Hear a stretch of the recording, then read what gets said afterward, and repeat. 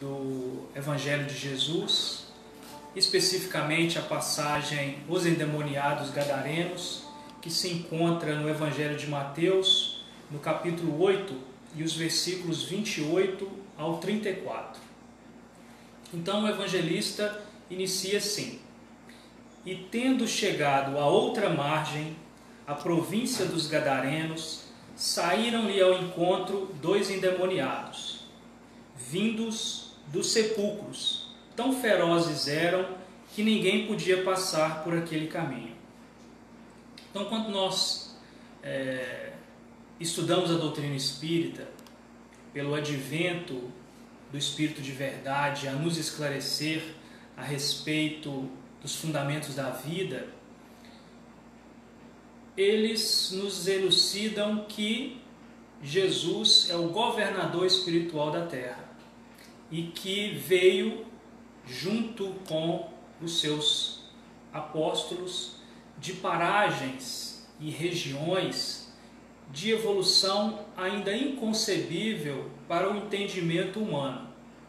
De modo que, quando o evangelista diz para nós, e tendo chegado a outra margem, quer dizer que eles vieram de uma outra região onde o amor, a harmonia espiritual já impera nos corações desses homens. E vieram a outra margem, a margem que é o plano encarnado aqui na Terra.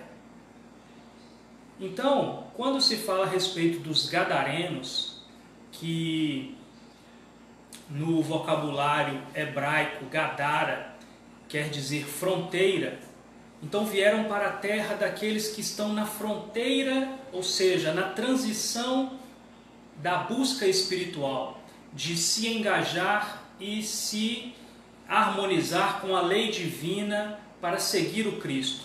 Então somos esses Gadarenos que estão se esforçando para libertar das paixões humanas, a fim de que a lei espiritual e o amor que o Cristo veio pregar para nós sejam as diretrizes para o nosso espírito.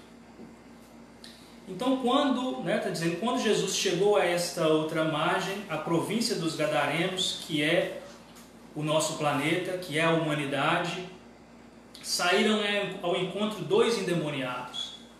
Então, esses dois endemoniados representam a dualidade, que são as circunstâncias e condições de aprendizado aqui na Terra. Porque nas inúmeras encarnações que nós temos, nós passamos pela dualidade para amadurecer o nosso espírito. Ora passamos por uma condição social abastarda, outra viemos pobres e miseráveis. Em outras circunstâncias, encarnamos no corpos de homens ou de mulheres, passamos pela beleza, pela feiura, pelo poder e pela impotência, pela saúde e pela doença. Então esses dois Gadarenos representam a dualidade do mundo frente à busca da unidade com Deus. Nós passamos por inúmeras encarnações e experiências para amadurecer o nosso conhecimento e chegar à conclusão que o único caminho que nós temos é o caminho do Cristo. Como Ele mesmo nos disse, eu sou o caminho, a verdade e a vida. Ninguém vai ao Pai senão por mim.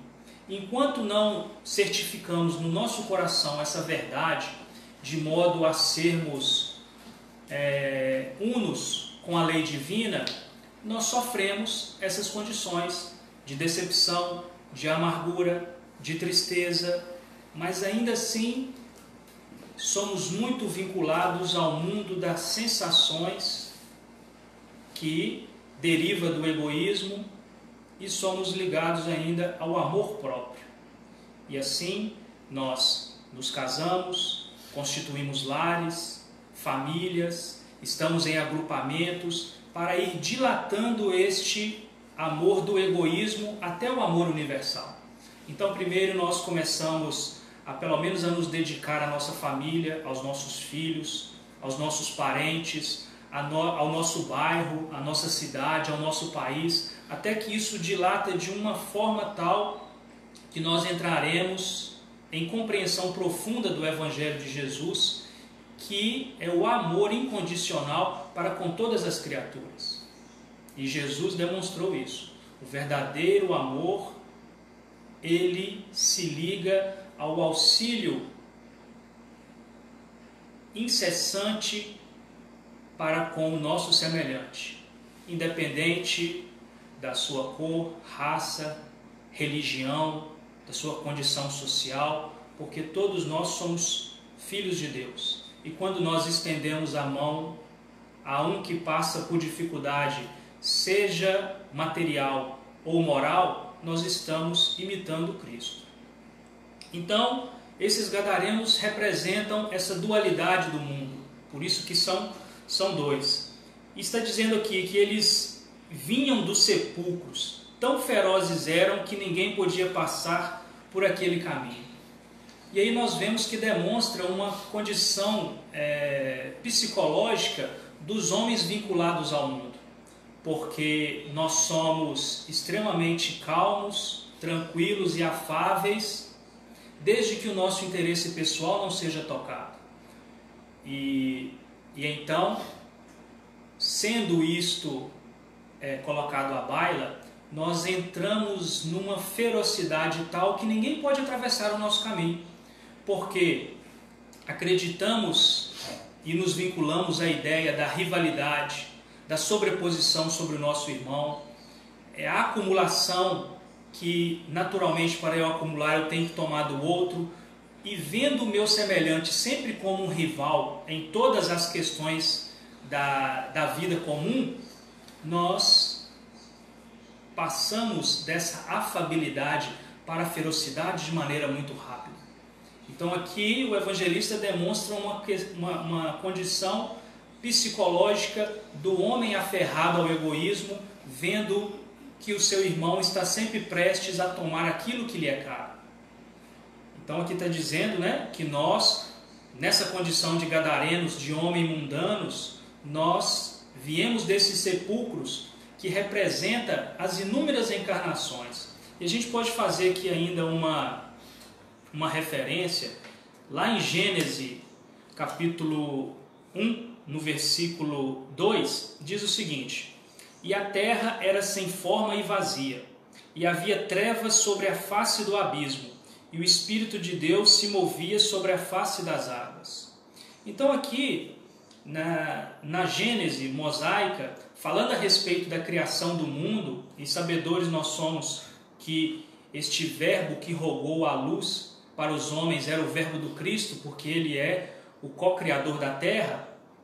Porém, no versículo 2 fala a respeito da criação divina, porque só Deus que cria os espíritos enquanto princípios inteligentes. Então, no início aqui, deixa bem claro que, havia trevas sobre a face do abismo, e o Espírito de Deus se movia sobre a face das águas. Esse se movia sobre a face das águas porque está indicando a criação do princípio inteligente, demonstrando que o princípio da nossa evolução se começa nas águas. Como no livro Evolução em Dois Mundos, André Luiz deixa claro para nós que nós passamos por todos os reinos e iniciamos o que?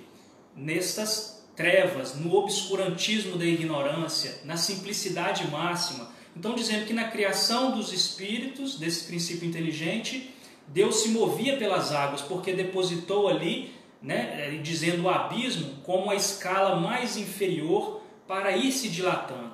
Então, estes sepulcros faz menção a esse simbolismo de virmos destas escuridões, deste mundo de dualidade, lutando contra os nossos semelhantes, mas desenvolvendo a nossa inteligência, de modo que agora eles chegaram na fronteira deste sepulcro e encontrou Cristo. Ou seja, nós somos esses gadarenos que passamos por inúmeros reinos, desenvolvemos a nossa intelectualidade, amadurecemos em diversas áreas, mas ainda não demos o passo decisivo para a iluminação. Nós estamos na fronteira, ainda apegados à escuridão do sepulcro, mas já temos a capacidade de divisar o Cristo. Mas ainda sendo e sabendo que Ele é a diretriz para nossas vidas, ainda relutamos pelo atavismo do passado, pelo comodismo, pela inércia e ainda pela vinculação nas paixões e prazeres vinculados ao egoísmo humano. Por isso que nesse versículo 1 deixa claro essa condição, né? Os sepulcros, nós estamos saindo desse sepulcro, e ainda faz uma menção mesmo ao mito da caverna de Platão, em sua República, que ele demonstra essa mesma circunstância.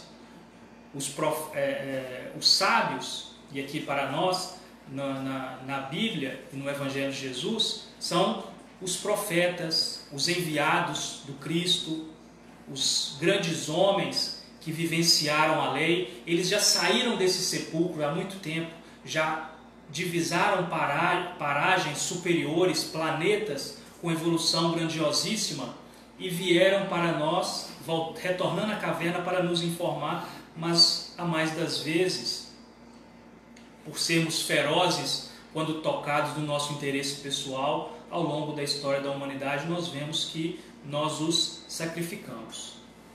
Então no versículo 2, no próximo versículo, no 29, ele diz: E eis que clamaram dizendo: Que temos nós contigo, Jesus, Filho de Deus? Vieste aqui atormentar-nos antes do tempo? Então aqui indica bem que os gadarenos somos nós, porque veja que mesmo na condição de obscurantismo deles e nas cavernas, eles sabiam quem era Jesus. Eles sabiam que Jesus era o Filho de Deus, era o enviado. E então aqui mostra mais uma condição psicológica nossa, porque diz: vieste aqui atormentar-nos antes do tempo. Porque a gente sempre, mesmo divisando o Evangelho de Jesus e os seus ensinos como a salvaguarda para a nossa evolução, a gente sempre quer deixar para depois aquilo que a gente não quer viver em momento nenhum, porque constrange o nosso amor próprio. Então, a mais das vezes a gente fala assim: não, mas eu vou estudar a doutrina com mais afinco, eu vou ajudar caritativas pessoas, depois que eu casar, porque agora os estudos estão me envolvendo de maneira muito drástica, estão tomando muito meu tempo, eu preciso procurar uma profissão que me dê um respaldo na sociedade. E depois nós casamos, a gente fala: não, é depois que eu ter filhos, porque eu estou envolvido nessas ideias e agora não tenho tempo. E depois a gente fala: é depois que meus filhos saírem de casa, é depois que eles se casarem, é depois que eu aposentar. E aí a gente deixa para outra encarnação. E assim nós estamos deixando, inelutavelmente, por várias encarnações, essa decisão de realmente seguir o Cristo nas bases do Evangelho, e que Jesus nos deixou claro ao dizer: aquele que quiser vir após mim, renuncie a si mesmo, pegue a sua cruz e siga-me. Então renunciar a nós mesmos é justamente estas ligações inferiores que os gadarenos não queriam. Tanto é que ele fala: por que você vieste nos atormentar antes do tempo? Nós conseguimos divisar o Cristo, mas ele ainda traz um constrangimento para nós, porque Jesus fala a respeito do perdão, do amor ao próximo, da tranquilidade inquebrantável, da fraternidade e boa convivência com os nossos irmãos, em dividir racionalmente o excesso que nós temos em nossas vidas, em não recriminar a nenhum dos nossos semelhantes e perdoar as ofensas. Então isso ainda a gente quer deixar para depois, assim como os gadarenos. Não, Cristo está me atormentando antes da hora. E não é antes da hora, era o momento. Eles já tinham vindo desde dessa exemplificação que nos foi dada, desde a criação, ali naquele abismo, passando por inúmeros reinos, encarnando em inúmeros planetas, em inúmeras circunstâncias de experimentação na vida, e eles chegaram na condição de estar na fronteira. E na fronteira se requer uma decisão de ou seguir com Cristo ou ainda chafurdar-se nas paixões inferiores, que nós sabemos que desencadeiam inelutavelmente em nossas vidas a decepção e o enfado, que são também degraus importantes para a nossa evolução, porque quando pisamos nele, nós já não queremos realmente olhar para trás e tomamos decisões mais espiritualizadas para nossas vidas. Então, no versículo 30 ele diz: e andava pastando distante deles uma manada de muitos porcos.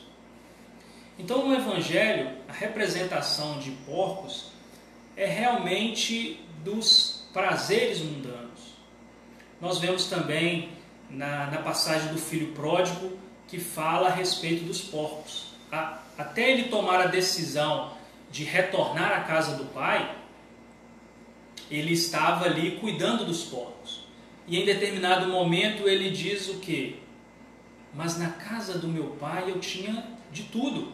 E aqui eu como o resto dos alimentos dos porcos. Então, estar vinculado aos porcos, todos nós já observamos como que é um porco. Um porco ele tem uma visão referente à sua capacidade de estatura para baixo. A gente nunca vai encontrar um porco olhando para cima. E nós vemos que quando a gente está ao lado de um porco, ele é indiferente à presença alheia. Ele só se vincula ao seu próprio interesse, seja de chafurdar na lama, de alimentar, de buscar insaciavelmente o prazer da sustentação temporal do seu organismo. Então, esse simbolismo dos porcos é de nós, enquanto homens, vinculados ao egoísmo e pensando só em nós mesmos. Então, estava ali pastando uma manada de porcos, ou seja, as paixões pululavam naquele ambiente, que é o nosso planeta, que é a humanidade. E depois ele continua, né? E os demônios rogaram-lhe, dizendo: se nos expulsas, permite-nos que entremos naquela manada de porcos. Então aqui é mais um simbolismo referente à nossa condição moral e escolha de vida. Porque os gadarenos naquela circunstância e os demônios representando aqui as inúmeras paixões inferiores que nós temos, que digladiam na nossa intimidade, e que o Cristo, a presença dele, constrange a essas paixões a arrefecerem, e nós não queremos, porque ainda nos vinculamos às convenções temporais de um mundo sombrio, como é o nosso, um mundo que ficará para trás, porque logo à frente virá a regeneração, onde as virtudes sobreporão as viciações. Então há essa pergunta.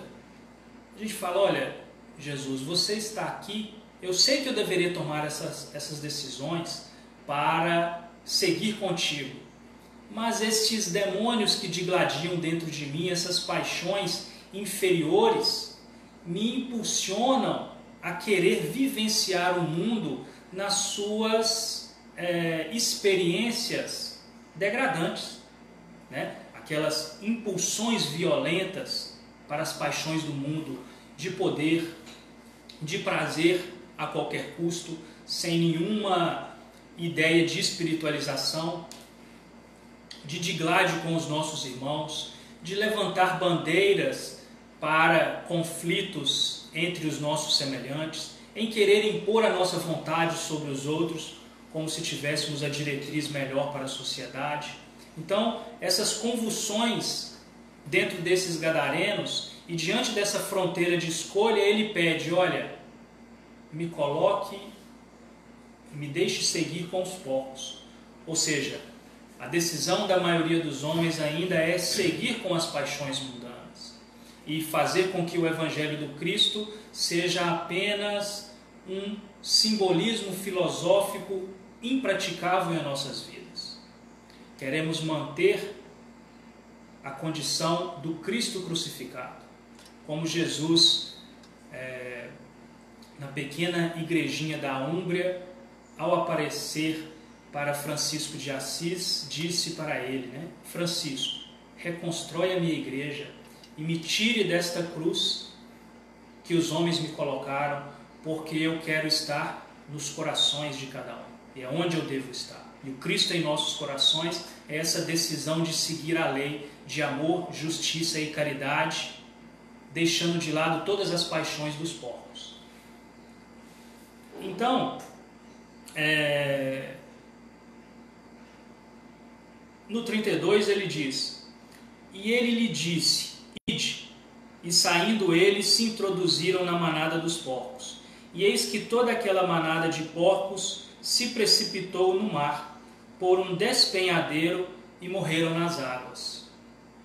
Então aqui ele faz uma referência da situação que nós vivemos hoje, de transição.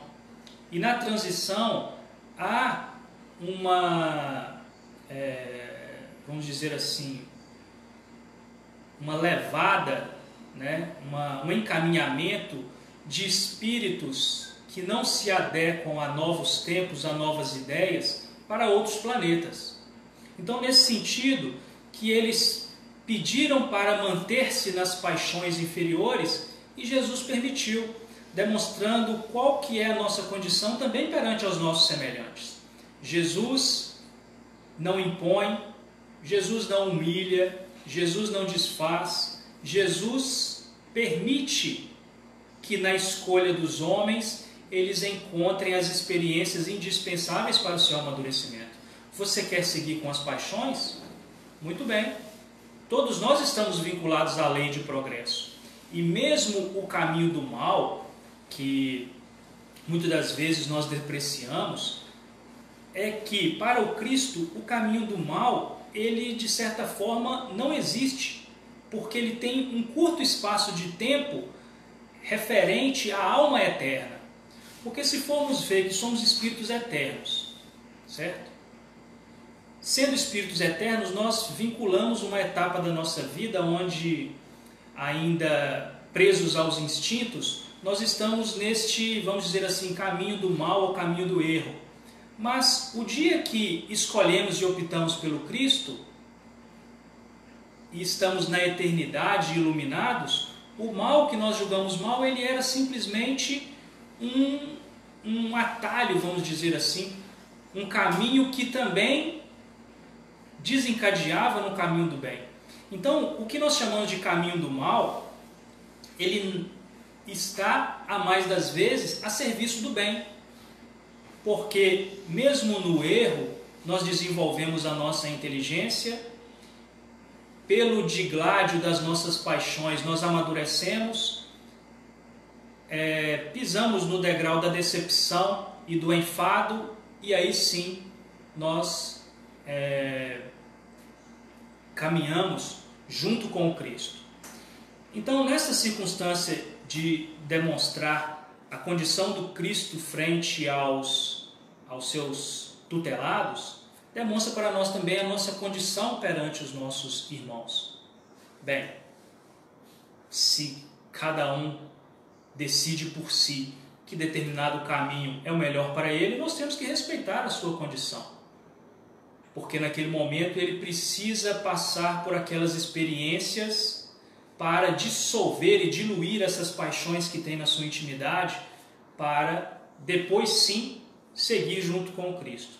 Então aqui Jesus está deixando para nós claro que a compostura do cristão frente às paixões do mundo é de respeito à ignorância e à necessidade de aprimoramento dos nossos irmãos, sem se apegar à crítica, à blasfêmia, à maledicência, ou mesmo desmerecer os nossos irmãos. Cada um está no degrau que lhe é devido, e lá Jesus lhe dará as instruções para ele mais rapidamente alcançar a luz do Evangelho. Então, seguindo, ele diz, que eles introduziram nessa manada de porcos, e eis que toda aquela manada de porcos se precipitou no mar por um despenhadeiro. E o que é precipitar neste mar? Nós sabemos que no Evangelho, água representa reencarnação. E um mar é muita água, são muitas encarnações para diluir essas paixões que aqueles espíritos vinculados aos gadarenos teriam que passar para crescer espiritualmente. Então isso também se remete à necessidade de levar esses espíritos para outras paragens, para outros planetas, que terão experiências e reencarnações que lhe propiciarão este mar de água, inúmeras dualidades, para que eles venham a aprimorar. E como nós estamos numa condição de pandemia pelo coronavírus, também faz parte do programa do Cristo desta necessidade de evolução do próprio plano. Porque quando há um desencarne em massa, é mais fácil para os benfeitores espirituais e equipes especializadas levarem alguma parte daqueles espíritos para outras paragens, outras escolas, e isso, de certa forma, desarticula o movimento de obsessores no plano espiritual, porque desvinculam essas almas deles e eles ficam, de certa forma, desnorteados. Então é preciso, neste momento de transição, que se trabalhe o psiquismo da Terra para que as ideias renovadoras e o Evangelho possa se tornar uma cultura entre as pessoas. Porque o Evangelho ainda está longe da família. Porque por mais que a família seja o sustentáculo da sociedade e criada pela mente do Cristo para o aprimoramento da humanidade, nós ainda nos vemos vinculados ao interesse para a minha esposa, para os meus filhos, para os meus parentes, para mim e para os meus. Então acaba que a família ainda vinculada no egoísmo, que não permite a entrada do Evangelho nos seus moldes puríssimos, como nos diz até mesmo Emmanuel no livro Consolador, que começamos a compreender o amor do Cristo quando quebramos as paredes dos nossos lares. Quando já começamos a identificar o nosso irmão como um familiar próximo e que nós devemos dedicar para auxiliar naquilo que ele precisa. Já não é mais como os gadarenos, que vê a todos como um rival, que vê a todos como alguém que vai lhe tirar algo que é importante. E por isso nos enfurecemos, discutimos e entramos em contenda com os nossos irmãos. E nessas circunstâncias de pandemia, como dizemos, é imprescindível para que haja uma mudança de tônus mental, psíquico, gerado por todas essas famílias. Porque quando vem de encontro ao nosso interesse pessoal e nós arrefecemos diante de uma dor que clama aqueles que passam por circunstâncias difíceis, nós amolecemos as fibras dos nossos corações, dilatamos a nossa capacidade psíquica e começamos a divisar então aquilo que realmente importa, o que é de essencial em nossas vidas. Porque ainda estando numa sociedade que é considerada como uma sociedade de consumo e vinculados ali a um psiquismo de prazer, acúmulo e poder, isto de tal forma envolve o nosso espírito em perturbação, em conflito, que as luzes claríssimas do Evangelho não penetram. Não consegue chegar ao nosso coração para que as nossas atitudes sejam realmente cristãs. E ficamos ainda sob o império de uma certa contradição. Somos cristãos porque nos denominamos assim, mas agimos no mundo como uma fera, como um gadareno, que quer dominar, impor e colocar as suas paixões como móvel fundamental da sua vida. E que quando o Cristo aproxima com as suas luzes espirituais, ainda escolhemos as paixões, porque Ele nos constrange à tomada de decisão que a mais das vezes não queremos. Por isso que não adentramos no conceito do Cristo de renunciar a si mesmo. Porque veja que seguir o Cristo nas bases do Evangelho, a primeira preposição que ele diz foi: aquele que quiser vir após mim, renuncie a si mesmo. Renunciar a si mesmo é deixar o interesse pessoal e o egoísmo, e com o coração, com capacidade de vibrar consoante aos guias da humanidade em marcha, aí sim nós começamos uma tarefa, uma missão, uma proposta junto com o Cristo. Então eles precipitaram neste mar e morreram nas águas. Veja que esse morreram nas águas, Jesus, por mais que deixa clara a nossa condição espiritual ainda vinculada às paixões, ele deixa um alento da promessa, porque ele diz que esses porcos e essas paixões, eles irão morrer nestas inúmeras reencarnações. Nós iremos ter inúmeras experiências, de modo que essas paixões irão arrefecer e irão diluir. Então, aqui demonstra um conceito da doutrina espírita, que é o alcance da angelitude como destinação para todos nós como espíritos eternos. E Jesus deixa claro isso. Olha, os seus irmãos, por mais drástica vinculação ao erro e ao vício que eles estejam, não se preocupe. Eu estou programando e planejando as suas encarnações meticulosamente, de modo que essas paixões inclementes, elas irão passar.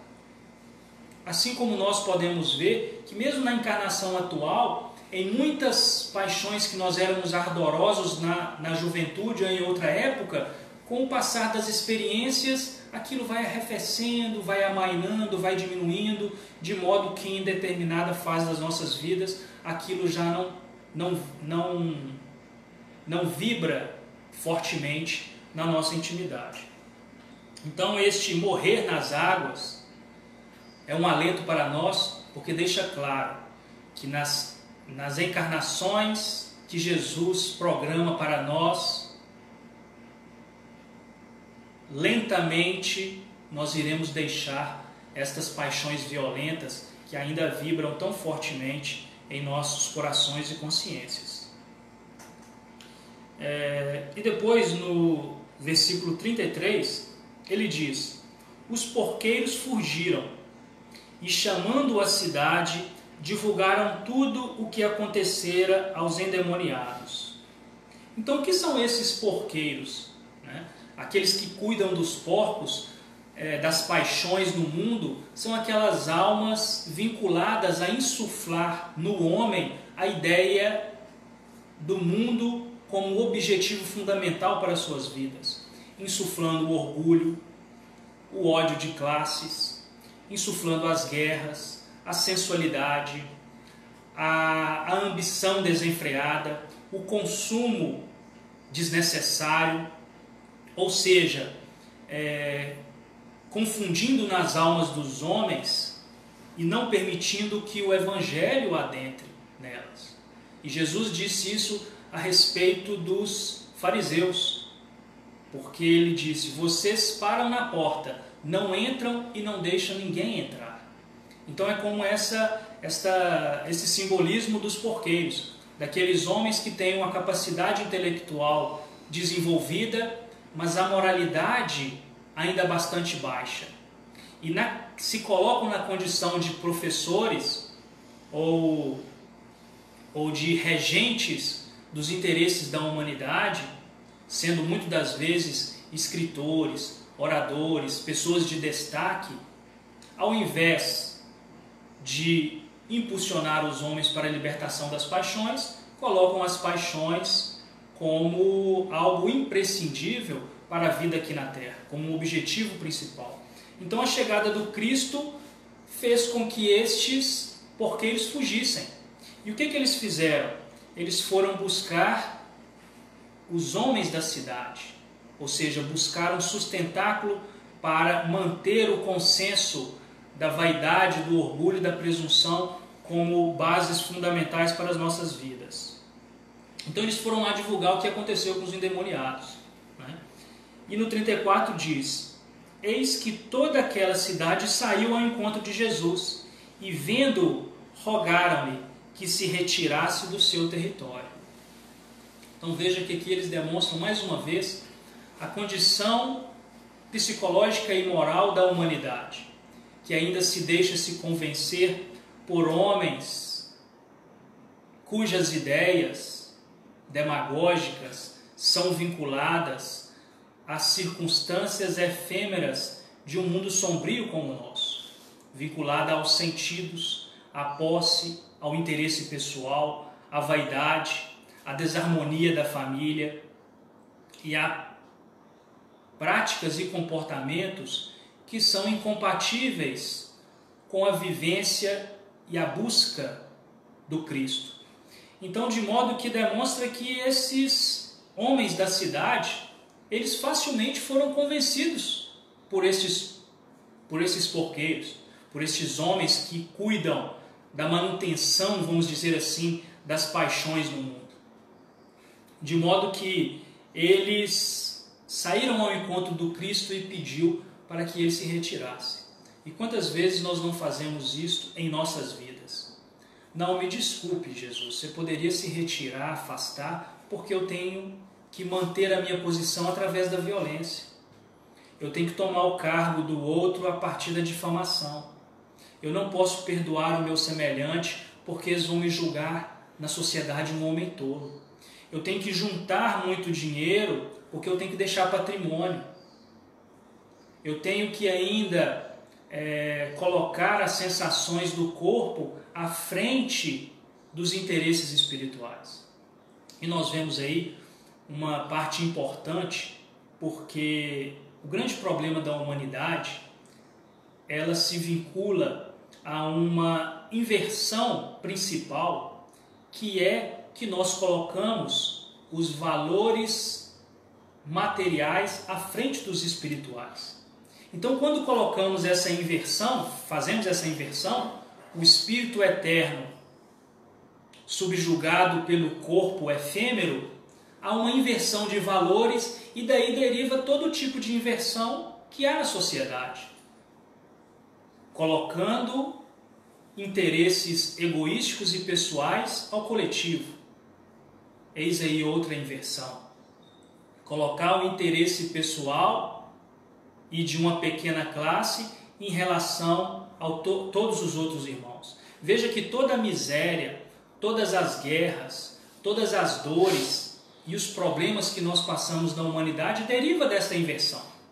Kardec mesmo nos diz que devemos viver no mundo como homens do nosso tempo, mas sem esquecer que os valores espirituais que nós viemos a regimentar, eles devem estar sempre acima desses interesses temporais. Porque se assim não for, adentraremos a paixões desregradas e colocaremos o Evangelho do Cristo ainda à margem. Pediremos ainda que Jesus se afaste da nossa vida. Pediremos que o Cristo saia do território das nossas vidas.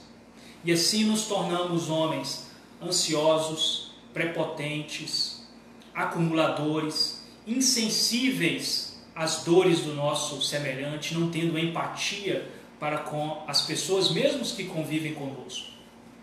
Então aí, nesta condição, não há como Cristo estar em nossas vidas. É claro que o Cristo sempre está ao nosso lado, mas há mais das vezes como o governador espiritual da terra. Ele quer estar ao nosso lado pela vibração coerente com o Evangelho. E para que isso ocorra, é indispensável que deixemos as paixões, deixemos a vaidade, porque Jesus mesmo deixou claro, ao nascer na manjedoura, que o primeiro ensinamento que nós devemos averiguar para segui-lo é a humildade. Por isso que Jesus nasceu na manjedoura. É como se ele quisesse dizer: se você quer que as leis divinas e que o Cristo nasça na manjedoura do seu coração, você tem que ter a humildade. Porque não é o berço que ilumina o homem, é o homem que ilumina o berço onde ele nasceu. E por isso que até hoje nós falamos a respeito da manjedoura, pelo homem que o Cristo foi. E como disse mesmo João Evangelista, que Jesus é o Filho unigênito de Deus. Essa questão do unigênito, de Filho único, quer dizer que ele há uma sintonia perfeita com o Pai. E para chegarmos ao Pai, é natural que entendamos que devamos nos sintonizar com os apóstolos, com os discípulos, com Maria de Nazaré, para chegarmos até o Cristo, para seguirmos para Deus. Então Jesus é o regente de nossas almas. O Evangelho de Jesus é o roteiro de luz para a nossa redenção, de deixarmos os porcos, de deixarmos as paixões inferiores de lado, para seguirmos de maneira triunfante para a iluminação espiritual. Porque fora disso, encontraremos inevitavelmente circunstâncias de decepção, de amargura e de enfado, que também é importante para a vida do espírito, porque só quando decepcionamos com as questões temporais é que dilatamos o nosso psiquismo para as coisas mais profundas do espírito.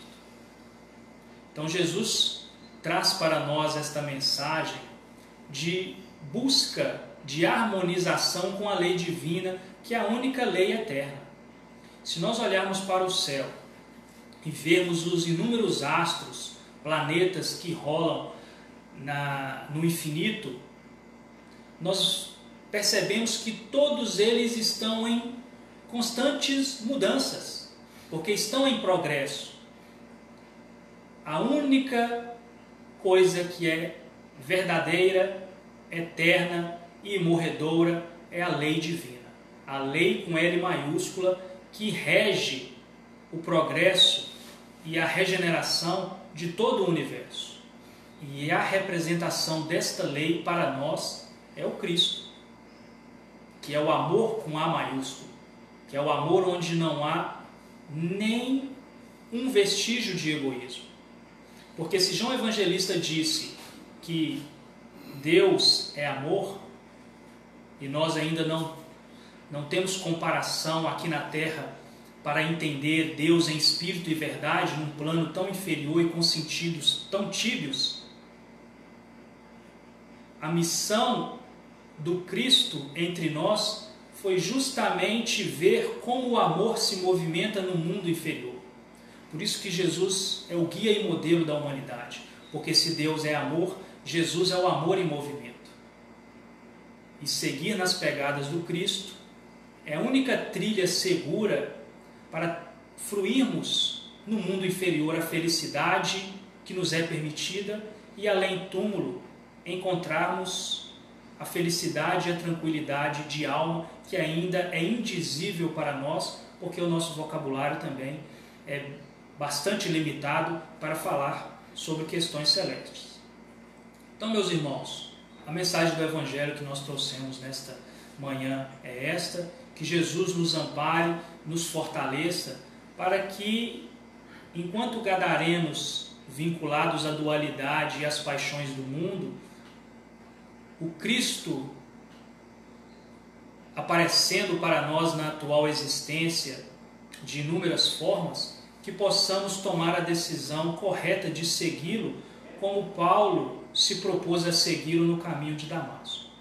Então, que os benfeitores espirituais nos amparem e ilumine-nos hoje e por todo sempre.